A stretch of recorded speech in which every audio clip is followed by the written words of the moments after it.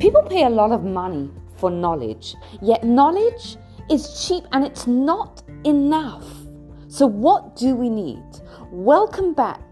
I'm Gila Ross, host of the Power Up podcast, where we share short, relatable ideas to upgrade and impact your everyday life. And in this series, Torah for Today, we take an idea from the Torah portion of the week and use it to inspire your week. I was speaking to my coach this week and we were talking about success and how oftentimes the overnight successes that we see are people that have faced failure many times before.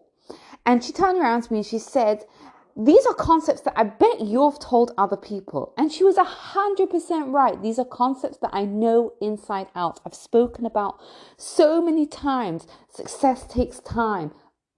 Failing once doesn't make a person a failure.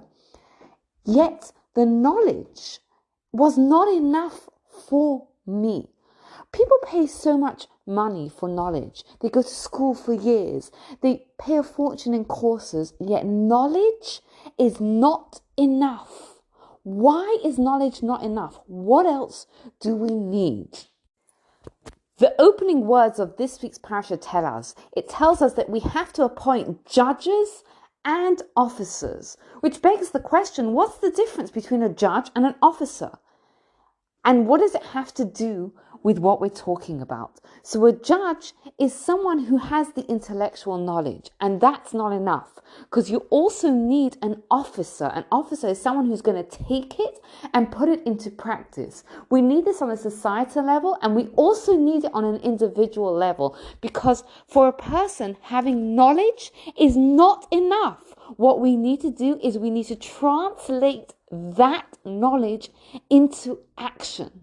Until we do that, the knowledge is worth nothing. Now we're in the month of Elul, which is the international month of change, of growth, of self-development. How do we take the knowledge that we have and translate it into action? It's actually much simpler than you think it is. The way we do it is by taking one small act. That's all we have to do. In order to take that knowledge and make it real, we have to do one small act. Now, there's two types of ways we can do this act. They're both referenced with the shofar. We're told that we should blow the shofar when it's the new month. And there's two types of commitments that a person can do. The first type of commitment is a commitment of renewal, where we take on to do something new. Let's say I've never lit Shabbat candles before. I take on this year I'm going to light Shabbat candles. Let's say I've never given 10% of my money to charity. I take on this year I'm going to do it. Let's say I've never learnt the blessings. This year I'm going to learn the blessings. But there's a second type of commitment that a person can make, and that is when they take something that you're already doing and decide to do it better. Let's just say I'm anyway doing Shabbat. I'm gonna do Shabbat with joy. Or let's say I'm anyway, doing homework with my child. I'm gonna do it with joy. That's taking something that I'm already doing it and upgrading it. Which one is better? The second, to take a mitzvah, something good that you're already doing, and improve it is better. Why? Because we're told that God is going to reward us, going to help us like a shofar. What's a shofar? A shofar it's got a narrow hole on one end and a wider hole on the other end.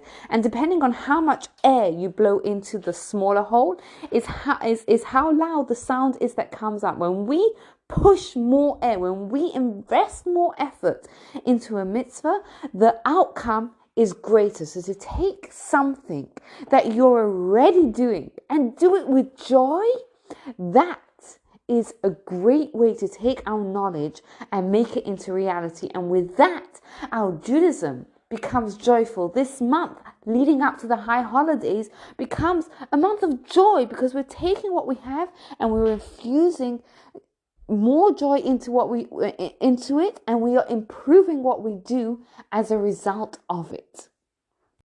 Thank you for listening. I'd like to share a quick personal update.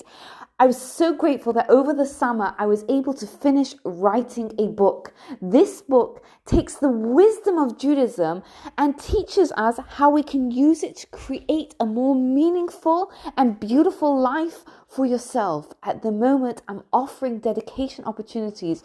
If you have a loved one that you'd like to sponsor this book in memory of, or if you have someone that you want to inspire, please get in touch. You can get in touch with me on my email, gilaross@gmail.com. Thank you.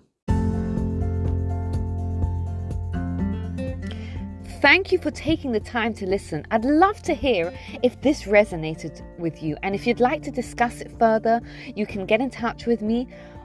You can find me on Instagram at It's Gila Ross, or you can WhatsApp me. My number is in the show notes, and we can set up a time to discuss this further. Thank you for taking the time to listen. Have a wonderful day, and please take a moment to rate, review, subscribe, and share this podcast to anyone else who would benefit from it.